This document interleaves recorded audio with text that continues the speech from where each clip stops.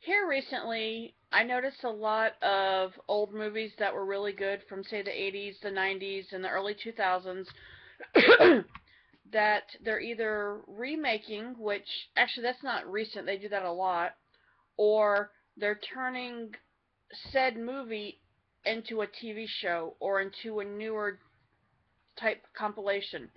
Now, I know next year, I think next Christmas, they're supposed to come out with a remake of Jumanji. But in my opinion, I liked the movie. Now, my husband didn't. He said he didn't really care for it. He didn't understand it, or maybe he understood it. He just didn't see the use for it. Then they did another movie years after that called Zathura. I think that's what it was called. Where it was two little boys, and I think it was two little boys and a board game and stuff. I really liked that one. I'm not quite sure that I want to, I guess maybe I'll check out the new one, but I don't know. The new Jumanji, I don't know who's going to be it. Nobody can play the role of Robin Williams better than Robin Williams, and unfortunately, he's passed away. Now, last week I would say might be the best time, or it might have been the weekend. I first heard about a new project that they're trying to bring to light. It's the Fresh Prince of Bel Air. They're trying to resuscitate it now. If I'm correct, I believe Uncle Phil is actually dead. And I'm assuming that this is going to be from Will Smith and Jada Pinkett Smith because I think she's involved in it. So if they move it on to the next generation, it's not going to have the same. I hear people use the expression je ne sais quoi. It's not going to have the same, compilation or comedy or, the dramatics part or anything as it did back in the 90s because that's what it was based on. Now, if today we have all these great minds and technology has done so much, why can't we come up with new concepts and why do we have to go back to the old ones? Teenage Mutant Ninja Turtles. They did the movies back in the 80s and the 90s, okay? The one they did for, I think Michael Bay did, it looked more like a Transformer movie the way that it was set up. You had Megan Fox looking down, looking up at this thing. I mean, to me, it didn't do it for me. Now, you have all these little kids that are getting into, Ninja Turtles now, and it looks like it's wrong. It just doesn't look like how I remember it being. They can't possibly get it right. Now, I know they turned the movie franchise Scream into a TV show and put it on USA. Not, no, no, no, MTV. I have not watched it, although I did not really see a point of watching a show about a bunch of movies that was good for a while and then fell flat on its butt. It just. It's like those I Still Know What You Did Last Summer. I'm waiting for that to become a TV show. They did 10 Things I Hate About You, years ago, and then they made a version 10 Things I Hate About You, the TV show, and they put it on Fox, not Fox, ABC Family, I think it was. Um, Minority Report, the movie that came out many years ago. They're making a TV show about it. I mean, you have to take the good and the bad. Now, the Bourne movies, they're doing the same thing. What they've done it for a while, and the Transporter movies, same thing. Now, if you look at our society as a whole and what we like watching, how much longer till they're gonna either A, remake Lost, which is a mistake, they're bringing Prison Break back for a limited run. Well, um, one of the guys from that died in the movie. How are they going to resuscitate him and make it true to form? Sorry, I'm trying to cover up who I'm.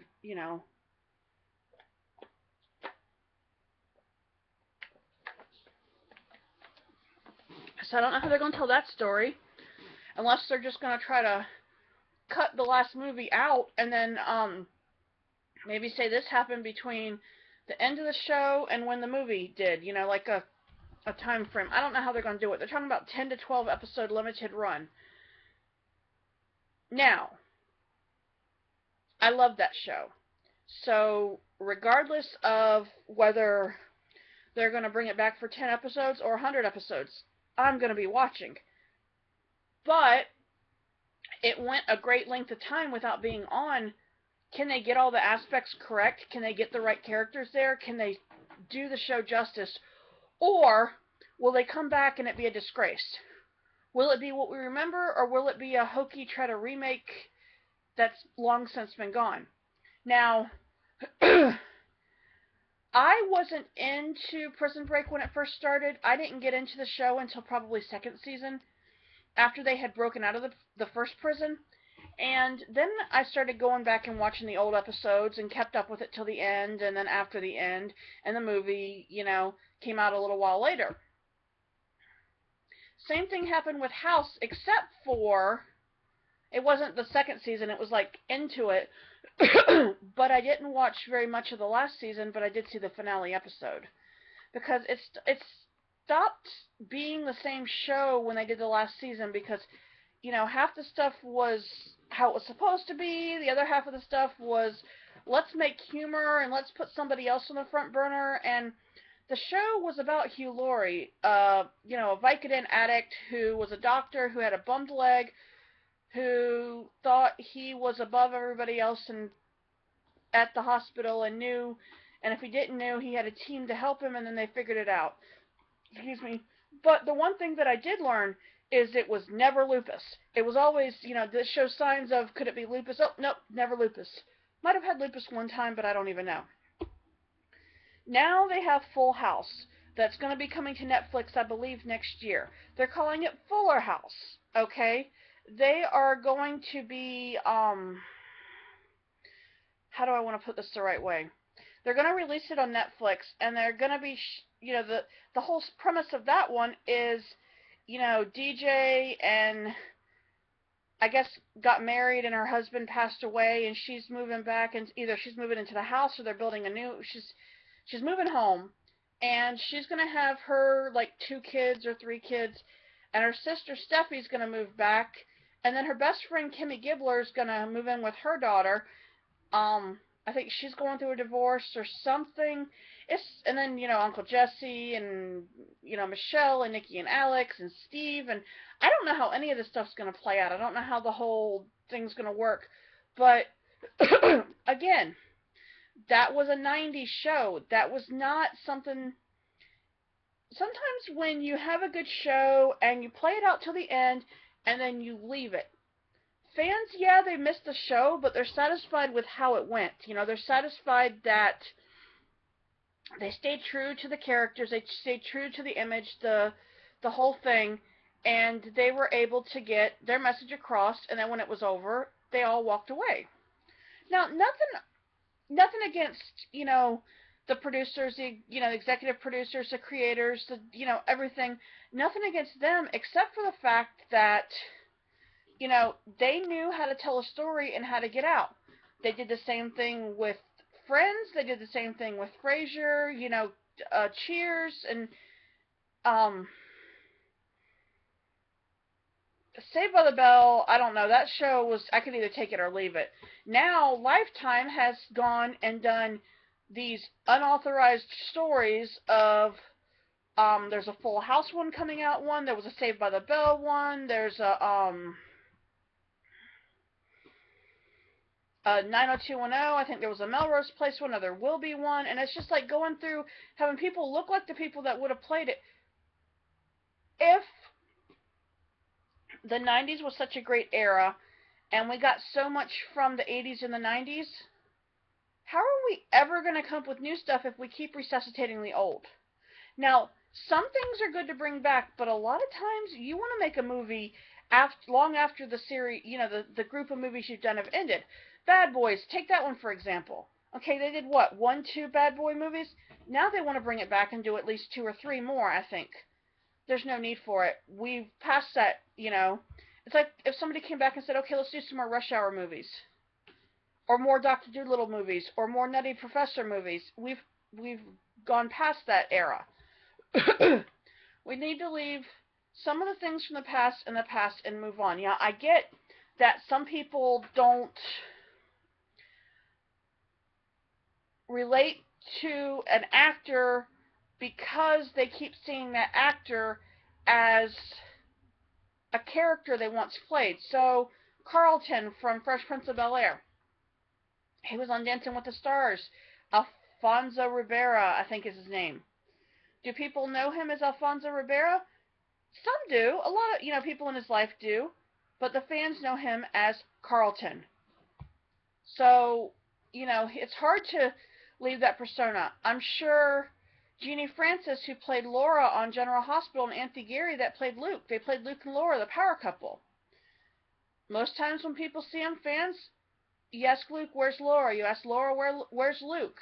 You don't know them as their names, even though you should, which the ironic part is Jeannie Francis is married to Jonathan Francis, um, who played number one on Star Trek Next Generation, and he's really starting to get up there in age, but then again, so is she.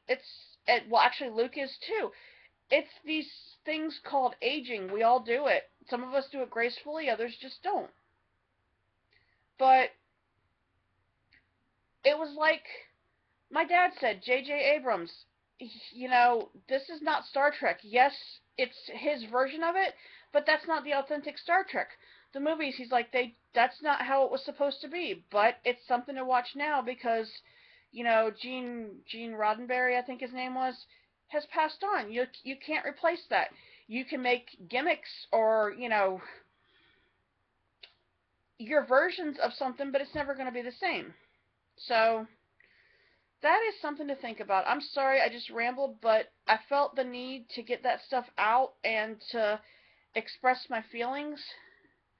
Um, and they have tried to bring back some old shows. They tried to bring back 90210 and Melrose Place on the CW. Now, I did watch both of them.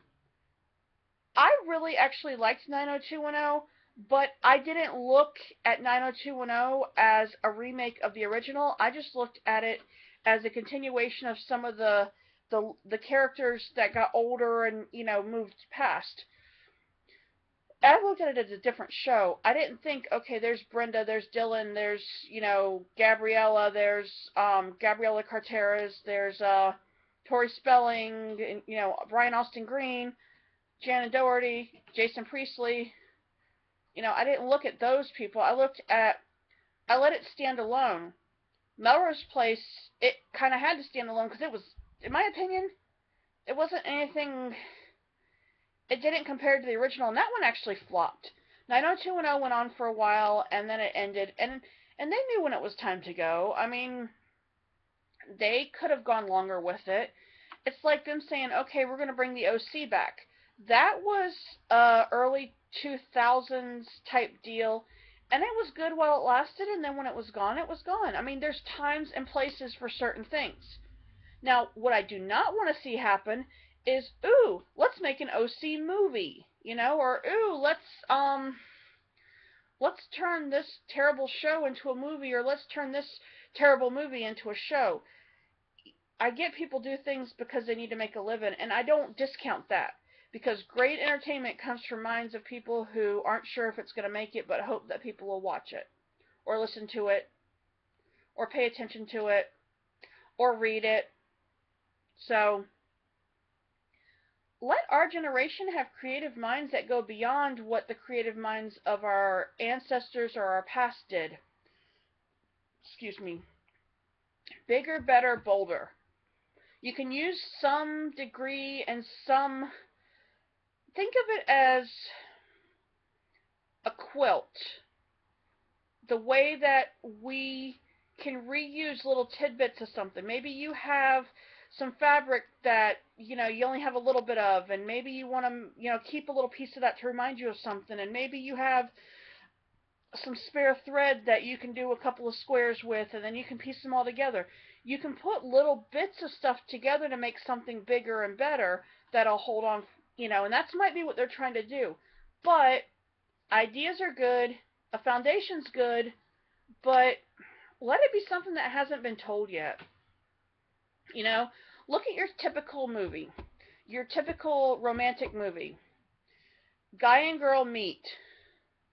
There might be some circumstances that keep them away from each other for the beginning, and they don't realize they like each other till the end of the movie, and it's all these conflicts that come together until they get together, or they meet, or they're at the beginning of the movie, they're already together, they're going to get married, they're going to do this and that, and then some existential force comes in and breaks it apart, and you realize the one that you're with isn't the one that you're supposed to be with, because you'll meet that person in the movie and you'll wind up with them, and the other person will go away, or the other person will wind up with somebody, but the pair isn't how it's supposed to be. There's always some existential thing that makes it to where there has to be a conflict to get a resolution.